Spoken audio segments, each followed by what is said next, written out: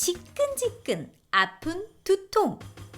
살면서 누구나 한 번쯤 경험할 정도로 흔한 증상인데, 그렇다 보니 두통을 치료해야 하는 질환으로 인식하기보다는 참고 견뎌야 하는 증상쯤으로 여기는 경우가 많다. 하지만 두통을 오랫동안 방치하게 되면 삶의 질이 떨어지기 때문에 만성 두통의 경우 적절한 치료를 받아야 한다고. 건강 A to G, 이번 시간에는 두통에 대한 궁금증을 낱낱이 파헤쳐보자. 네, 지난해부터 코로나19 때문인지 이 마스크를 장시간 쓰고 나면은 머리가 좀 지끈지끈 아파오기도 하는데요. 실제로 우리가 이제 마스크를 오래 착용을 하게 되면 혈중 산소 농도가 낮아지면서 두통이 발생할 수 있다고 합니다. 그렇군요. 제가 작년부터 딱 두통이 또 심해졌거든요. 네. 이런 이유가 있었네요. 네. 건강 A2G 오늘 이 시간에는 다양한 두통에 대해서 자세히 알아보도록 하겠습니다. 네. 오늘 도움 말씀 주실 분 나와 계신데요. 네. 신경과 전문의 정진우 과장께서 나오셨습니다. 네. 안녕하세요. 안녕하세요. 안녕하세요. 현대인들에게 두통은 뭐 감기만큼 흔한 그런 질환이 되어버렸는데 살면서 누구나 한 번쯤은 겪게 되는 것 같습니다. 과장님, 실제로 두통으로 고생하시는 분들이 참 많이 계시죠? 네, 어떻습니까? 맞습니다. 두통은 일반인들이 흔히 겪는 가장 흔한 임상 증상의 하나인데요. 전 세계적 역학 연구에서 장애를 일으키는 질환 중 상위 2위일 정도로 흔하면서도 부담이 큰 질환입니다. 두통은 일반 인구의 98%가 두통을 경험해 본 적이 있다고 하며 일반 인구의 65%가 정기적으로 두통 증상을 경험합니다. 그리고 그중에 약 20%는 심각하거나 일상생활에 지장을 받을 정도로 두통을 겪고 있다고 하고 있습니다. 일반인들이 일반적으로 겪는 두통의 분포를 보시면요. 긴장형 두통이 79% 정도로 가장 많으며 편두통이 15% 정도로 그 뒤를 차지하고 있습니다. 이런 두통에 대한 진단이 적절하게 이루어져야 적절한 치료를 할 수 있습니다. 따라서 두통 환자가 내원했을 경우 정확하고 자세한 접근이 필요합니다. 사람이 화가 나는 일이 생겼을 때 흔히 뒷골 당겨 이런 표현 자주 쓰잖아요. 또 그런가 하면은 한쪽 머리만 아플 때도 있는데, 과장님, 머리의 어느 부위가 아프냐에 따라서 두통의 종류도 나뉜다고요? 네, 그렇습니다. 흔히 머리 뒤쪽이 아파요. 이것도 두통이 맞나요? 혹은 머리 한쪽만 아파요. 편두통이 아닌가요? 혹은 머리 전체가 돌아가면서 아파요. 문제가 생긴 것은 아닐까요? 라고 하시면서 저희 외래 그 두통의 부위에 따라서 어떤 큰 증상 이상이 있는가 걱정을 하셔서 오시는 분들이 많습니다. 부위에 따른 두통을 보시면은요, 긴장형 두통은 주로 띠두르는 양상으로 양측성으로 나타나는 경우가 많습니다. 또한 편두통은 편측성으로 나타나는 경우가 흔하고 양측이 번갈아 가면서 나타나기도 하고 때에 따라서는 양쪽이 다 나타나는 경우도 있습니다. 군발두통 같은 경우에는 주로 항상 한쪽으로만 나타나는 것이 특징이고 눈 주위가 극심하게 아픈 것이 특징입니다. 3차 신경통 같은 경우에는 뺨이나 턱에 통증이 동반되는 것이 흔하며 후두신경통이나 경추성 두통 같은 경우에는 뒤통수나 목 쪽으로 당기는 듯한 묵직한 그리고 찌르는 듯한 두통이 나타날 수 있습니다. 저도요, 방송 경력 10년이 넘는데도 아직도 방송 날이 되면 좀 부끄러운 얘기지만 좀 긴장을 많이 해서 그런지 두통약을 종종 먹는 경우가 많아요. 뭐랄까요, 마치 머릿속에서 맥박이 좀 욱신 뛰듯이 굉장히 아파서 좀 약을 먹는데, 과장님, 이게 단순한 두통은 아닌 것 같아요. 어떻습니까? 네. 말씀하시는 것처럼 머리가 두근두근 혈관 뛰듯이 아프다든지 이것은 머리 혈관의 문제가 아닐까 걱정하시는 분들이 있고, 또 칼로 찌르는 것처럼 아프다라고 하시면서 이게 어떤 문제가 생긴 것은 아닐까 걱정하시면서 외래 오시는 분들이 많은데요.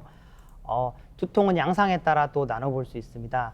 머리가 욱신거린다, 혈관이 뛰는 것 같다라는 증상을 호소하면 편두통 가능성을 고려해야 하고요. 당긴다, 멍하다, 머리가 무겁다 같은 증상을 호소하시면 긴장형 두통의 가능성을 고려해야 합니다. 그리고 송곳으로 뚫는 것 같다, 드릴로 박는 것 같다와 같은 극심한 두통을 호소하고 있으면 그것은 군발 두통의 가능성을 고려해야 하고요. 터질 것 같다, 쪼개질 것 같다라는 양상의 두통을 호소하시면 그것은 지주막하 출혈이나 가역적 혈관 수축 증후군 등의 가능성을 고려해야 되기 때문에 이것은 뇌혈관 질환의 가능성이 있으므로 각별한 주의가 필요한 두통이라고 할 수 있습니다. 네, 그런데 이제 흔히 두통은 진통제를 먹으면 금방 그 증상이 사라지곤 하는데, 그런데도 불구하고 일주일 넘게 그 이상 두통이 계속될 수도 있는데, 글쎄요, 과장님 어떻습니까? 이런 경우에는 머릿속에 어떤 특별한 이상 증상이 나타난 건가요?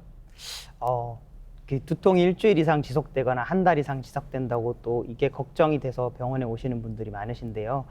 하지만 오히려 급성 두통이 2개 내 이상일 가능성이 더욱 높습니다. 벼락 두통이 수분에서 수일 내에 발생한다면 반드시 영상학적인 검사가 필요하고요. 만성 두통이 오히려 큰 위험성이 없는 두통일 가능성이 높습니다. 그래서 두통의 양상 파악을 위해서 자세한 문진이 필요하고 만성 두통이 있는 경우에는 약물적 치료를 먼저 시도해 볼 수 있습니다. 여기서 만성 두통의 정의를 보시면은요, 만성 두통은 한 달에 15일 이상 두통이 지속되거나 두통이 3개월 이상 지속될 때를 만성 두통이라고 할 수 있습니다. 그래서 발생 시간이나 지속 시간 등에 따라서 두통도 나눌 수가 있는데요. 편두통은 주로 아침에 일어나면서부터 발생하는 경우가 많고 4에서 72시간 가량 지속됩니다. 소아의 같은 경우는 2시간 이상만 지속되더라도 편두통을 의심할 수가 있습니다. 또한 긴장형 두통은 오후로 갈수록 악화되는 양상을 보이는데요. 이는 오후로 갈수록 근육 긴장도가 높아지고 스트레스가 많아지면서 악화되는 양상을 보일 수 있습니다. 또한 군발 두통은 15분에서 3시간 정도 지속되는 경우가 많은데요. 군발 두통의 특징이라고 한다면 매일 비슷한 시간에 두통이 발생하는 것이 군발 두통의 특징이라고 할 수 있겠습니다. 보통은 이 두통이라면 머리만 아프다고 생각할 수가 있는데 제가 겪어보니까 실제로 그렇지는 않아요. 뭐냐면 이게 눈앞이 갑자기 좀 뿌옇게 흐려 보일 수도 있고요. 그리고 심지어 속이 메스꺼워서 토를 하는 경우도 있다고 하더라고요. 네, 그 두통이 생기기 전에 눈앞이 뿌옇게 된다든지 그렇게 해서 눈에도 문제가 있는 게 아닐까 이렇게 걱정하시는 분들도 계시고, 또 머리가 아플 때 메스껍고 토하는 증상이 동반돼서 위장이 안 좋아서 두통이 생기는 게 아닐까 하고 걱정돼서 오시는 분들이 있습니다. 이렇게 두통에 대해서 몸의 다른 부위에 이상이 생겨서 두통이 발생하는 것이 아닌가 걱정하시는 분들이 있는데요. 이는 몸의 다른 부분에 이상이 생겨서 두통이 생긴다기보다는 두통의 동반 증상으로 몸의 다른 부위에 이상이 동반되어 오는 경우가 많습니다. 예를 들면 편두통은 조짐을 동반하는 경우가 있는데, 시각 조짐은 지금 사진에서 보시는 것처럼 암점이 생기거나 번쩍임이 있거나 눈송이가 아른거림이 있거나 물체 일그러짐이 있으면서 두통이 시작되는 경우가 흔합니다. 또 편두통은 감각 조짐이 동반될 수가 있는데요. 팔과 얼굴의 감각 이상이 가장 흔하며 한쪽 팔과 입 주변이 동시에 나타나는 경우가 50% 정도를 차지합니다. 그리고 드물게는 언어 조짐을 보일 수도 있는데요. 이는 이해장애가 있거나 실어증이 발생하거나 발음 곤란이 생길 수도 있습니다. 편두통의 동반 증상으로 구역이나 구토가 동반 가능하고요. 더부룩함이나 위장의 불편감 등을 흔히 호소할 수 있습니다. 또 어지러움이 두통에 쉽게 동반되기도 하고 드물게는 감각 과민이라는 증상이 동반되기도 합니다.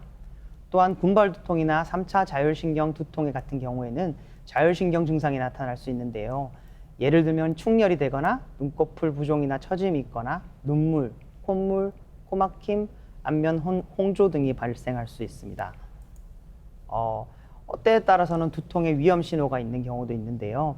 이런 경우는 새로운 형태의 두통이 갑자기 시작될 때, 또 두통이 수일이나 수주에 걸쳐서 서서히 심해지는 경우, 그리고 진통제를 수일간 복용하였으나 두통에 호전이 없는 경우, 그리고 긴장이나 기침, 용변 후, 운동 후에 두통이 나타나는 경우, 50세 이후에 처음으로 두통이 시작되었을 때, 자세에 따라 두통이 발생할 때, 그리고 열이 나고 뻣뻣한 증상이 있는 경우, 시력이 떨어지고 팔다리에 힘이 없거나 걸을 때 균형을 잡기 어려운 경우, 의식 수준이 떨어져 혼미하거나 자꾸 자려고 하는 경우, 과거에 경련 발작을 했던 적이 있거나 머리를 다친 후 두통이 발생하는 경우, 또한 와파린 등의 항응고제를 복용 중인 경우, 그리고 임신 중이거나 암으로 치료 중인 경우에 두통의 위험 경고를 생각할 수 있겠습니다. 이런 경우가 있을 때는 반드시 병원에 오셔서 진료를 받아보셔야 하겠습니다. 요즘같이 이렇게 더운 날에는 이것만한 게 없습니다. 바로 아이스 아메리카노. 그렇죠. 근데요, 또 주변에서 들어보면요, 이 커피가 두통을 악화시킬 수도 있다고 하더라고요, 과장님. 네. 제가 요즘 날이 더워서인지 아니면 마스크를 자주 껴서인지 조금 머리가 자주 아프긴 한데, 그러면 아이스 아메리카노 커피를 좀 덜 마셔야 될까요? 네, 맞습니다. 보통 두통으로 오시는 분들이 가장 많이 궁금해하시는 게 이 음식이나 커피에 관한 내용인데요. 그 편두통을 음식에 따라 두통이 유발되기도 하는데, 편두통을 유발하는 음식으로는 초콜릿, 치즈, 감귤류, 그리고 이제 MSG라고 부르는 글루탐산소다, 카페인, 그리고 술 중에서는 특히 포도주나 맥주가 편두통을 유발하기도 합니다.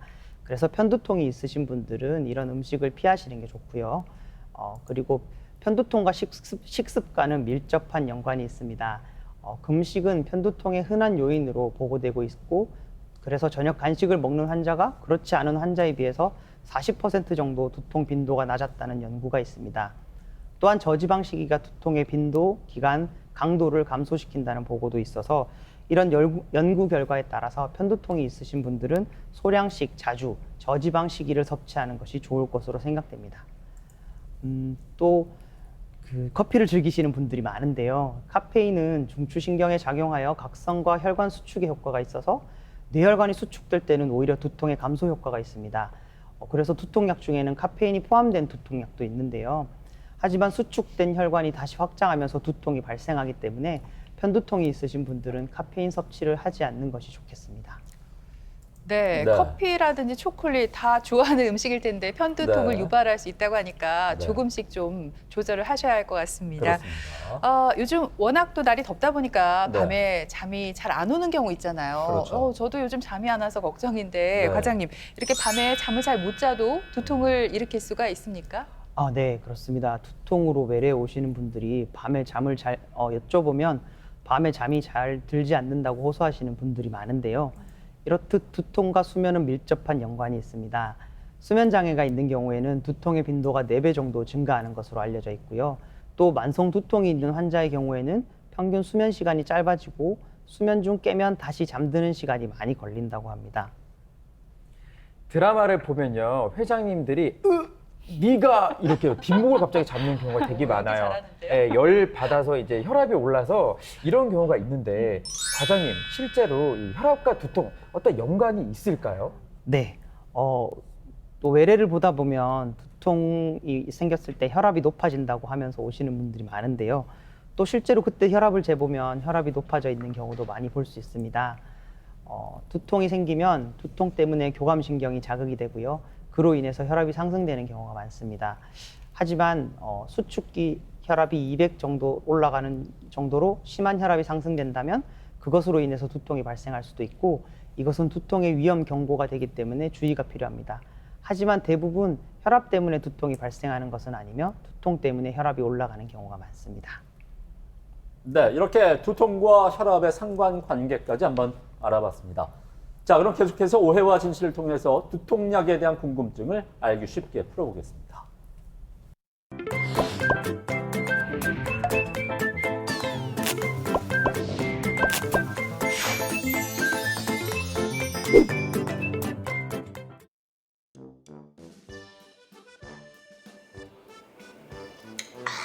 뭐고?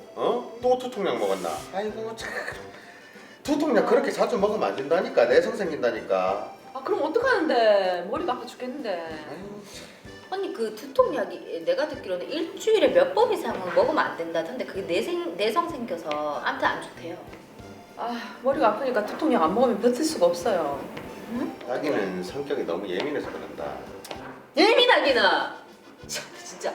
회사에 가면 회사 일해. 집에 오면 집안일 해. 내가 어디 손 안 대는 데 있나? 이렇게 내 몸이 하나도 모자라니까 이렇게 일만 하니까 내가 두통이 안 생겼냐고. 아니 그러니까 집에 오면 좀 쉬라고. 일 끝나고 오자마자 뭐 옷도 안 갈아입고 씻지도 않고 바로 뭐 설거지하고 청소하고 밥하고. 아이고 참.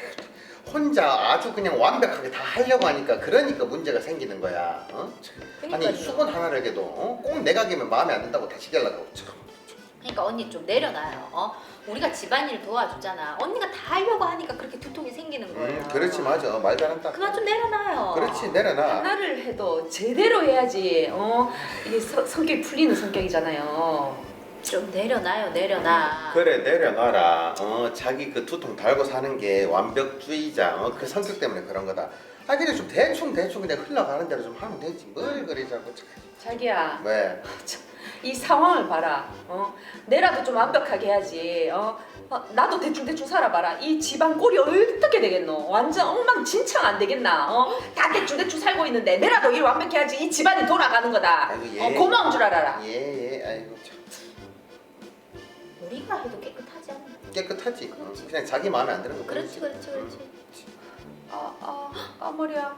많이 아파요? 아, 빨래 해야 되는데 머리가 아파서 빨래를 못 하겠네.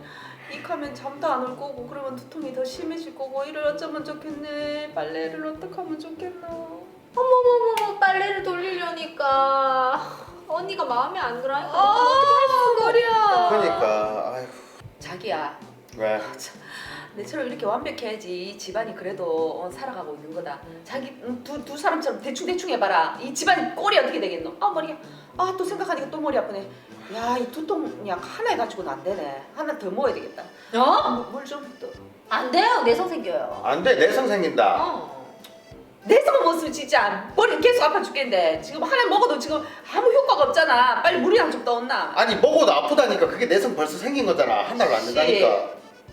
9, 8. 그거 물 있다고. 근데 언니, 약을 먹은 지 얼마 안 됐기 때문에 당연히 반응이 늦을 수밖에 없어요. 네, 하나 더 먹으면 돼요. 자기야, 약 좀 가져온나. 물은 있네. 그래, 약 좀 가져온나. 빨리. 아니 자기가 갖다 먹으면 되지. 오. 뭐야. 4, 아휴 알았다. 3. 갔다 와. 진짜 왜 저리 느리노지? 머리야. 네, 오해와 진실 오늘 첫 번째 질문 드리겠습니다. 두통약은 너무 자주 먹으면 안 된다입니다. 천원 씨, 예은 씨, 네. 어떤 약이든 뭐 많이 먹으면 안 좋을 텐데 또 아픈데 머리가 아픈데 약을 안 먹을 수는 없겠고요. 예, 정답 O일까요, X일까요? 정답은 O인 것 같아요. 왜 과유불급이라는 말이 그냥 나온 말이 아니잖아요.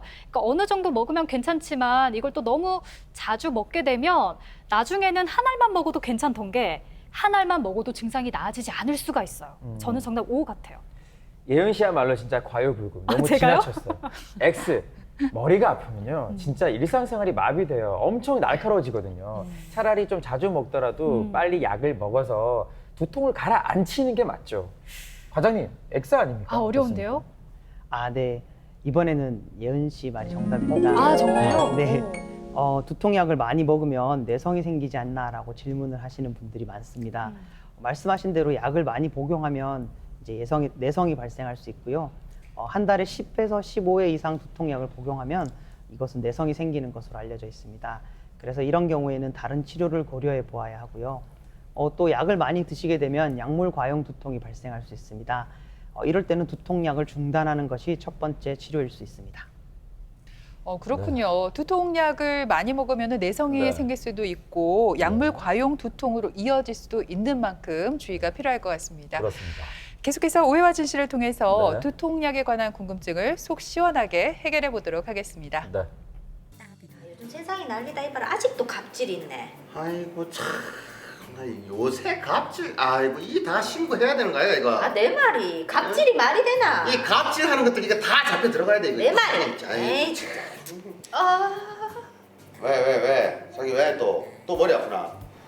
내가 지금 머리 안 아프게 생겼나? 내가 진짜 20년 가까이 그 다른 뭐 코너가 있는데 폐지된다 않거나. 뭐? 왜 뭔 일이래요? 그런 게 있어요. 뭐 개편이라 하니 어쩔 수 없고 내가 그래도 참 오랫동안 했는데 참 마음이 참 뜨겁네요. 아이고 진짜 머리 아플만 하겠다. 아니 아무리 코로나라도 그러면은 간단하게 뭐 성교회 이런 것도 해야 되는 거 아닌가? 응? 아유 됐어요. 뭐 원래 시작이 있으면 끝이 있고 끝이 있으면 또 시작이 있고 또 다른 즐거움이 우리를 기다리고 있겠죠. 저는 그렇게 생각합니다. 라고 느끼고 싶지만 두통은 거짓말을 못하네. 아니 그럴 것 같으면 그냥 차라리 약을 먹는 게 안 낫나? 맞다. 아이고. 두통약을 먹으면 내성 생긴다 해가지고 참았더니 막 더 아프네 막. 언니 먹어야겠어요. 이래서는 안 되겠다. 그런가요? 근데 갑자기 그런 노래가 생각나지 않나? 뭔데? 오랫동안 사귀었던 전부 내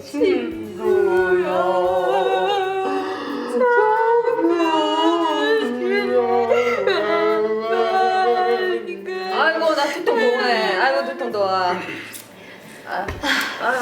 오지 마라. 좋은 날이 오겠지. 응? 그래. 근데 나는 솔직히 그렇게 생각한다. 뭐 아니 20년 가까이 이 일을 했는데 한순간에 그냥 바이 하는 거잖아. 그렇지 봐야 하는 거지. 우리 더 띵한데 두통약을 하나 더 먹어야 되겠다. 못 참겠다. 그만 먹어요 언니. 아니 약 먹었으니까 효과 나타나겠지. 좀만 기다려봐. 응? 아 그래. 효과는 역시 술인가? 아, 오늘 우리 동료들 모여가지고 술이나 한잔 해야 되겠다. 아, 술? 음. 아직 코로나 안 끝났는데. 그래? 그래 어. 지켜야죠. 아니면 다들 화상 술이나 한잔 해야 되겠다. 이제 우리의 시작을 위하여? 어떻게 하러 갈까요? 그래 딱 가면 되겠네. 갑자기 두통이 사라지는 것 같은데. 술인가? 역시 술밖에 없는 건가? 네, 오해와 진실 네. 두 번째 질문은 네. 두통약은 빨리 먹는 게 효과가 좋답니다. 네. 예, 저 같은 경우에는 잘 못 참으니까 약을 좀 빨리 먹는 편인데 두 분 정답이 O일까요, X일까요? 아, 근데 질문을 딱 들으니까 이번 문제도 굉장히 쉬운 것 같아요. 저는 정답 X라고 생각을 합니다. 그 앞서 과장님께서 두통약을 자주 먹게 되면 내성이 생길 수가 있고 약물 과용 두통까지 이어질 수 있다고 얘기를 하셨잖아요. 그러니까 제 생각에는 일단 두통이 딱 왔어요. 그러면 최대한 참아보는 거예요. 내가 참을 수 있는 데까지. 참다가 아, 이건 안 되겠다 싶을 때 딱 약을 먹는 게 좋지 않을까요? 반대 아니죠. 의견이겠죠? 반대 의견 맞아요. 화장실 가고 싶을 때 참으면 안 돼요. 그건 안 두통도 역시나 참으면 안 됩니다. 우리 김선희 씨가 말했던 것처럼 자주 먹는 게 아니라면 두통이 일어났을 때, 생겼을 때 약을 먹어서 바로 가라앉히는 게 사실 맞거든요. 과장님 누가 정답이에요? 오 아니에요? 네, 이번에는 철원 씨 말씀이 정답인데요.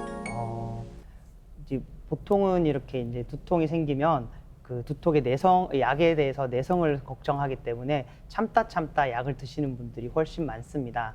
하지만 먼저 두통의 만성화라는 것에 대해서 알아봐야 할 것 같은데요. 두통의 만성화 기전이라는 건 지금 그림에서 보이듯이 이 두통이 점점 지나가면 지나갈수록 시간에 따라서 두통의 역치가 감소를 하게 되고 점점 뇌는 예민한 뇌로 변화하게 됩니다.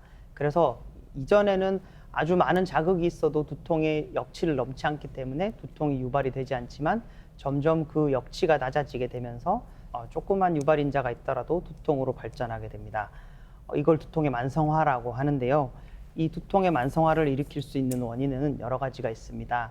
고빈도의 두통이 반복이 되거나 급성기 약물을 과다 사용하거나 여성이거나 카페인을 많이 드신다거나 비만이시거나 우울증이 있다거나 코골이가 있으시거나 또 뇌손상의 병력이 있으시거나 스트레스를 많이 받으시거나 또한 편두통 병력이 있는 경우에 두통이 만성화로 진행될 가능성이 높은데요.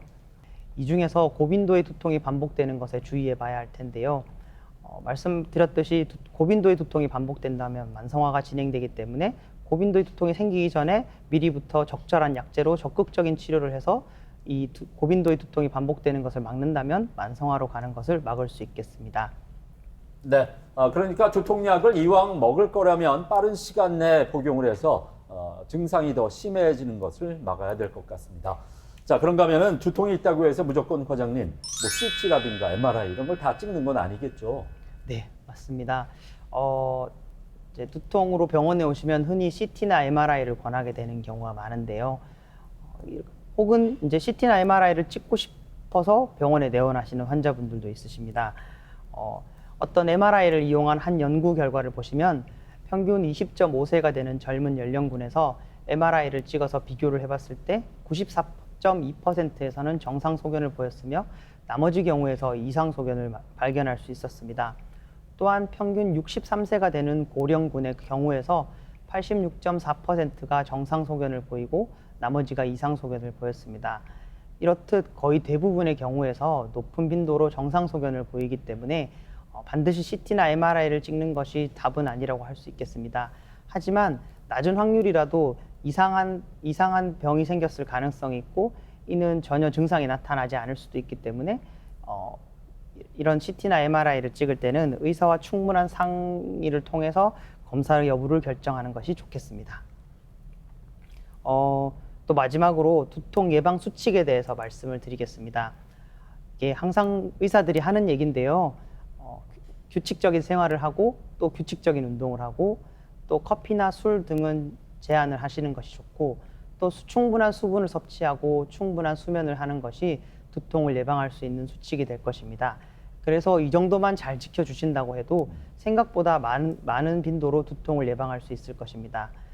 그리고 두통이 있을 때는 병원을 주저하지 말고 찾으셔서 신경과 전문의와 함께 상담을 해보시고 필요한 치료를 적극적으로 받으시는 것이 좋겠습니다. 네, 지금까지 들으신 것처럼 머리가 아프다고 해서 다 같은 두통은 아닙니다. 두통의 종류가 다양한 만큼 가까운 신경과를 찾으셔서 정확한 진단 한번 꼭 받아보시길 바랍니다. 네, 그리고 또 머리 아픈 증상이 한 달에 15회 이상 지속되거나 석 달 이상 이어진다면 만성 두통을 한 번쯤 의심해 보시기 바랍니다. 네. 지금까지 이 시간 도움 말씀에 신경과 전문의 정진우 과장께서 수고해 주셨습니다. 네, 오늘 고맙습니다. 고맙습니다. 감사합니다.